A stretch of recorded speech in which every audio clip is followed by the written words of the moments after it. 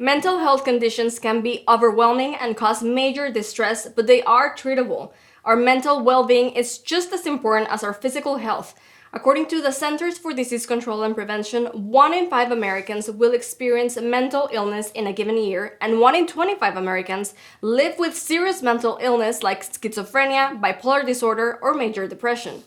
Hi everyone, I'm Daniela Contreras. I'm here with Dr. Ahmed Abouesh, Medical Director of Enloe's Behavioral Health Inpatient Program, to talk about the importance of our mental health and what resources we have available at Enloe. Thank you, Dr. Abouesh, for being here today. Thank you for having me, Danielle. So let's start with something basic. Can you tell us what's the difference between psychiatry and psychology? We know they go hand in hand, but they are not the same. So, psychiatry is the medical aspect of treating mental illness.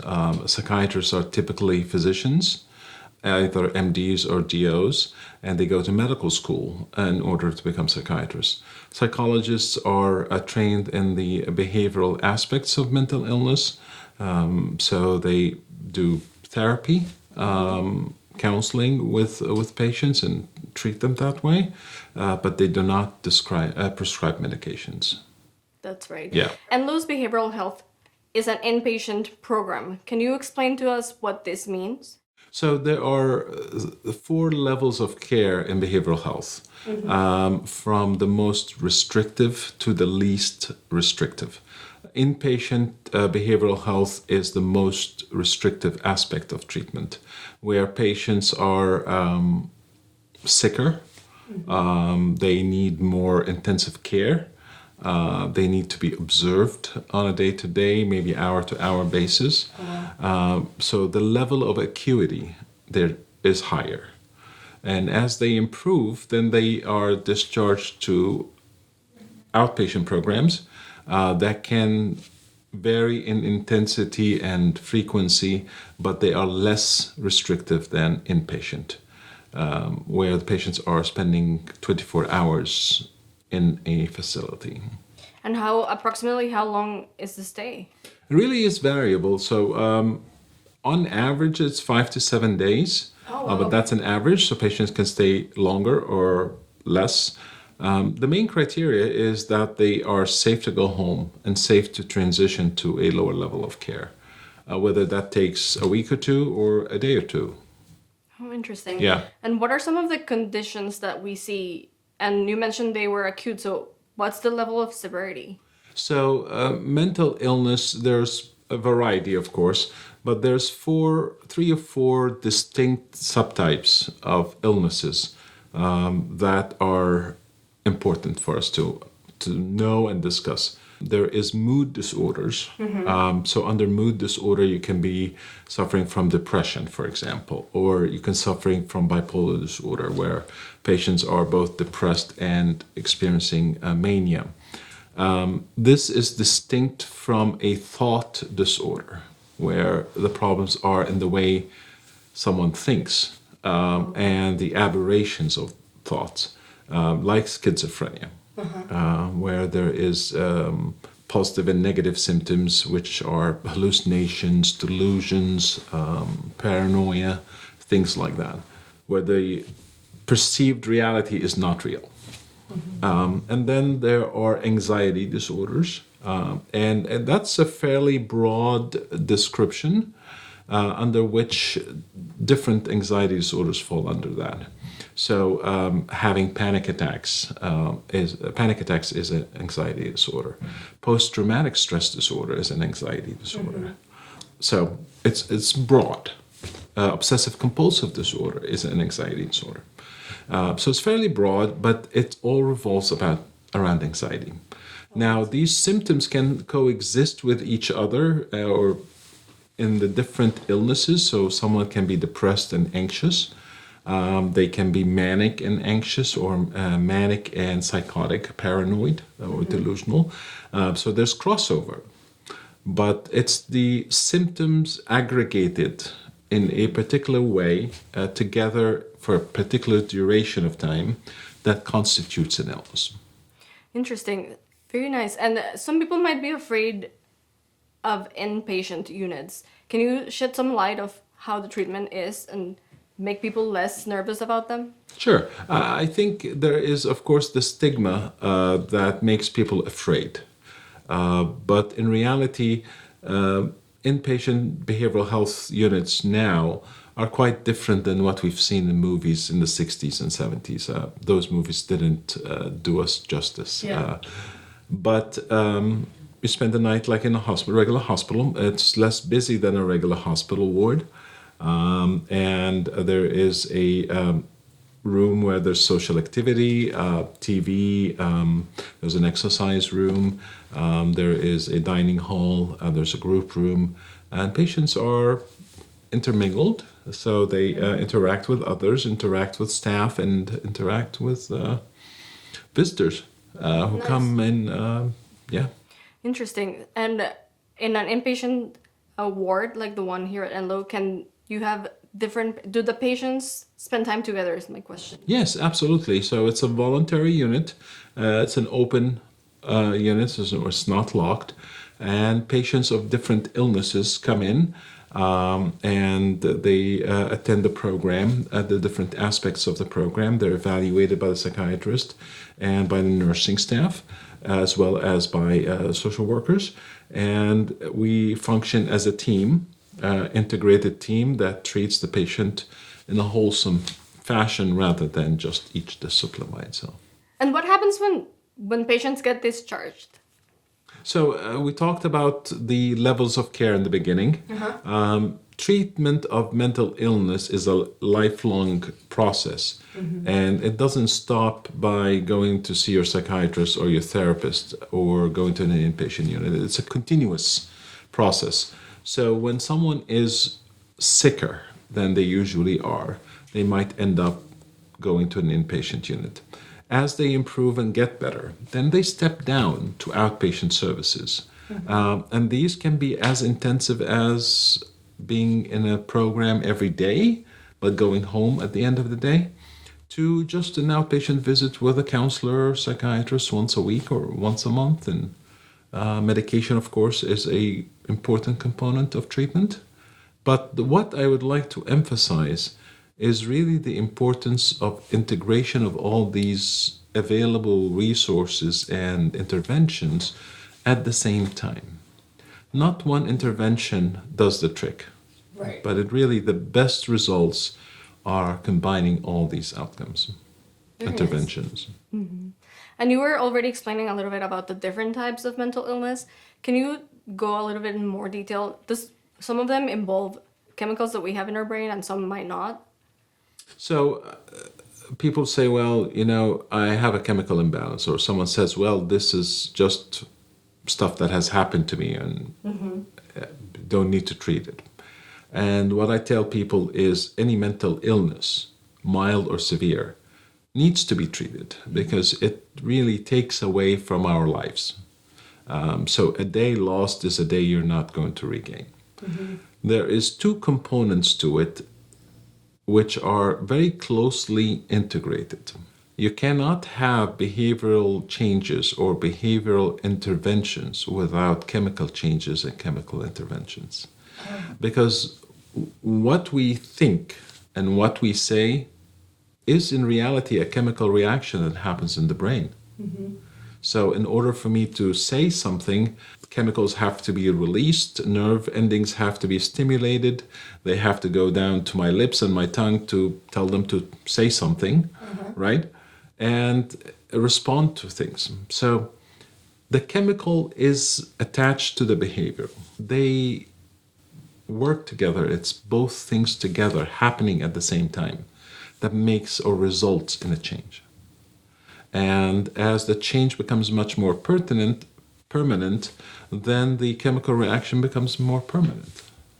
Oh, wow. There's also, in biology, if you're good at biology, you remember the nerve, right? There is a chemical component to a nerve working, and there is a electrical component. They both work together. So the electrical component doesn't happen without a chemical change. So chemical or medications intervene in the chemical aspect of the brain. behavioral changes, like me practicing not to say something or saying something in a particular way or doing something in a particular way, is eventually translated into a chemical reaction in the brain. Interesting. So when we combine chemical reactions with maybe negative life experiences, that's when you were saying at the beginning it could be like the aggregate. Could be. I like to say, we are a summation of our past. So what has happened to us affects us and affects the way we think and the way we respond to things, and might affect us negatively as it might affect us positively. Very nice. Can you tell us what some of the common symptoms of mental illness, or of the different types of mental illness? So I think going back to the subtypes, there is three major types of symptoms. One is mood. So feeling sad for no particular reason is a symptom. Crying for no apparent reason. Oh, okay. Or the opposite, which is mania, being giddy happy for no apparent reason. People say, I feel like I'm high for no reason. I haven't taken any drugs. That's kind of mania. But that's mood, right? And then there's the thought. So being paranoid. We talk about being paranoid. Stop being paranoid. Well, what is paranoia? Paranoia is an abnormal thought that is not based in reality. And so we joke around with each other saying, that, yeah, you're just being paranoid. But that's a symptom of a mental illness. Could be, of course, if it happens with other things. The thought disorders are either positive symptoms like hallucinations, like seeing things that aren't there or hearing things that aren't there, and delusions, which are fixed false beliefs or fixed false thoughts or perceptions. So you can be sitting in a room and notice the curtain moving. If you're paranoid, you're going to think that someone is behind the curtain, right? If you're not paranoid and you're experiencing that's a delusion or a paranoid thought. But if you perceive it as the wind moved it, there's a real reason why it moved. That could be an illusion. It's a different symptom, right? Those can happen with the mood. So you can be depressed and paranoid, or depressed and anxious. Anxiety is really about the nervous system being overworked. So you're jittery, your heart is beating fast, you're sweaty. These are symptoms of anxiety. So, Dr. Abouesh, are mental illnesses usually cured, or what's the outcome that people can expect? So in most cases, there is significant improvement that can be achieved in the symptoms of patients. Mental illness does tend to be chronic, meaning it can go away, but could come back again. Some illnesses are chronic in the fact that they do not go away. But again, symptoms improve and symptoms worsen. So really the goal of treatment is to make sure that patients are having the best of life as possible under the circumstances, and that their symptoms are controlled as much as possible so that the quality of life is as good as it can get. Perfect. Can you tell us a little bit about substance abuse and how it might relate to mental illness? So substance abuse is coexists with mental illness. They're separate, but they coexist. And that is the consumption of substances that alter one's mind or alter the way we feel, our thoughts, our mood, things like that. And very commonly, these could have or do have a negative impact on mental illness because let's take alcohol, for example. Alcohol is a depressant. We know that. People drink because they want to forget about their problems, they say, right? And being drunk allows you to kind of not think about what's current. People say, "Well, I want to sleep. That's why I drink." Right? It does knock you out, right? But it actually interferes with the sleep cycle. It interferes with the sleep architecture to the point that you actually have lousy sleep. So you're asleep, but your sleep quality is very poor.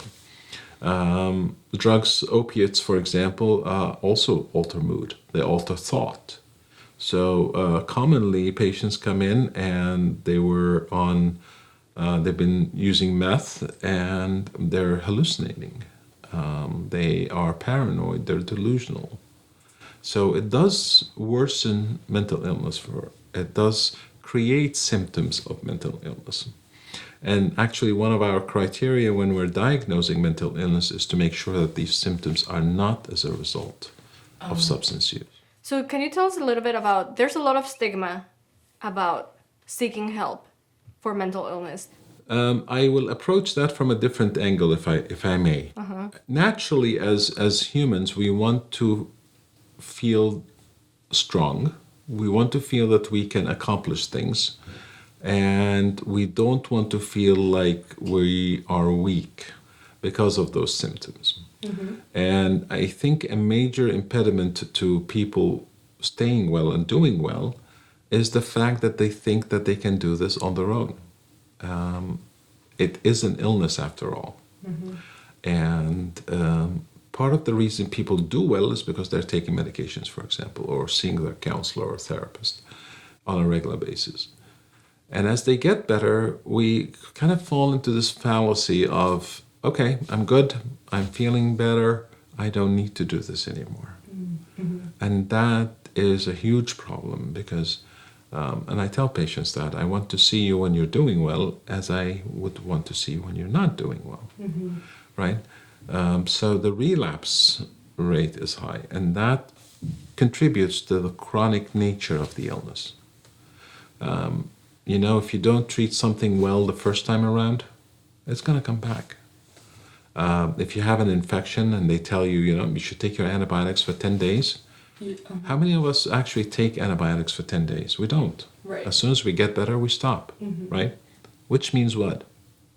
You're going to take another course of antibiotics because your infection didn't go away the first time around. Right. Because you didn't listen to your doctor who told you to take your medications for 10 days, right? We all do that. I do that.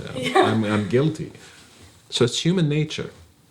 And it is up to us to educate people that that's what is going to happen and try to resist that as much as you can. That's great advice.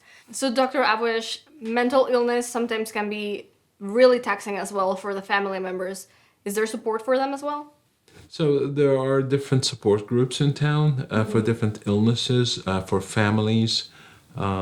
It's an important aspect of treatment of mental illness that families are aware of the symptoms, aware of the warning signs, aware of the chronic nature of the illness, and aware about what to expect. Because if you're going to live with a mental illness for years, you need the support of your family. You need them to rally around you and understand what you're going through and be tolerant and be able to pick up on symptoms that you don't experience or you don't notice in order to help you with an intervention. So the support groups are very important. Counseling is also important. Counseling doesn't have to be because you have a mental illness. And what if someone out there recognizes that something might not be okay? How can we tell them when it's time to seek help? It's always time to seek help when something is not going well. Okay. Right? At least raise the flag and say, hey, what is this? What's going on? But I think definitely when things get to the point where functioning in the major domains of our lives is impaired. So if you are a working person and you're not doing well at work, you're not as productive, you're struggling with work, you're struggling with your thoughts, you're spending your time, doodling and not functioning at work. That's an impairment in a social domain. If you are always having arguments with a spouse or a dear one or co-workers, you're more irritable. You know, you're seeing things that other people tell you are not there. So the social domain is also impaired, or school. You're not doing too well. When there is a drop in function compared to previous, I think that's important to recognize that something is off. Right, that sounds lucky, like when compared to yourself previously. Yes.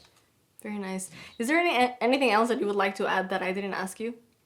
Well, there's a lot I would like to add, but For sure. Have the floor. no, I think it's important to recognize that mental illness can be managed, and that one should not really wait till to the point where things are significantly impaired. One thing I failed to mention is when we start thinking about ending one's life because of no apparent reason, just because you're sad or depressed or you're crying for no apparent reason, then it's time to seek help. Again, a day lost feeling depressed is not a day that you will gain back.